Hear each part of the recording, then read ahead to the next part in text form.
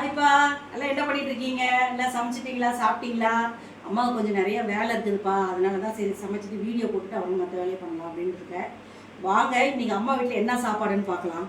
பாருங்க, சுட சுட ஆவி பறக்குன்னு சொல்ல மாட்டேன், ஏன்னா சாப்பாடு செஞ்சு வச்சுட்டேன், அதனால கொஞ்சம் ஆவி பறக்கல. சாப்பாடை அப்படியே 2 கரண்டி தட்டில் போட்டுடலாம்.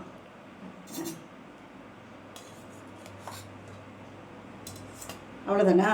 போதும். மருமக வந்து கம்மியாக சாப்பிட்றேன் அப்படி, அதனால் உடம்பு இளைக்கணுன்னுட்டு பாருங்க. தக்காளி சட்னி எப்படி இருக்குது பார்த்தீங்களா? தக்காளி சட்னி சூப்பரான தக்காளி சட்னி. இது வந்து எங்கள் வீட்டுக்காருக்கும் பிடிக்கும், மருமகளுக்கும் ரொம்ப பிடிக்கும், அதனால் இதை அப்படியே செஞ்சுருக்கேன். இதை தூக்கி இப்படி வச்சிடலாமா பவித்ரா? வச்சுருங்க. உனக்கு இப்படி வச்சுட்டேன். அடுத்தது பாருங்கள், சூப்பரான சுவையான முட்டைக்கோசும் முட்டையும் போட்டு பொரியல் பண்ணி வச்சுருக்கப்பா. இது சும்மா ஈஸி, வெறும் சாப்பாடு வச்சு இந்த மாதிரி செஞ்சே சாப்பிட்டுக்கலாம், அவ்வளோ சூப்பராக இருக்கும்.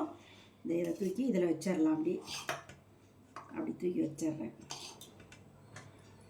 அடுத்தது டொண்டோடை மாங்காய் பச்சடி நேற்று செஞ்சுருந்து பார்த்தீங்களா? எப்படி இருக்குது பார்த்தீங்களா? சூப்பராக இருக்குது. ஆனால் மாங்காய் பச்சடி உனக்கு வேணுமா வேணாமா? கொஞ்சமாக வச்சிடலாமா?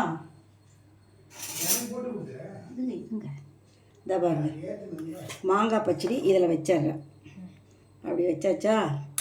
அடுத்தது பாருங்கள், ரசம். இன்னைக்கு சூப்பரான சுவையான தக்காளி ரசம். இந்த பாருங்கள், தக்காளி ரசம். அதை சாப்பிட்டுட்டு எடுத்து ஊற்றிக்குவாங்க. எப்பயும் நம்ம வீட்டில், அம்மா வீட்டில் என்ன இருக்கும்? தயிர் இருக்குது, தயிர் வாங்கி வச்சாச்சு. இங்கே பாருங்கள், மாம்பழத்தை தூக்கி இதில் இப்படி வச்சிடலாம். இன்றைக்கி அம்மா வீட்டில் இதுதான் சாப்பாடு. உங்கள் வீட்டில் என்னங்கிறத கமெண்டில் சொல்லுங்கள். இன்றைக்கி பிறந்தநாள் திருமணநாள் உள்ளவங்களுக்கு வாழ்த்து தெரிவிச்சுக்கிறேன். பாய்.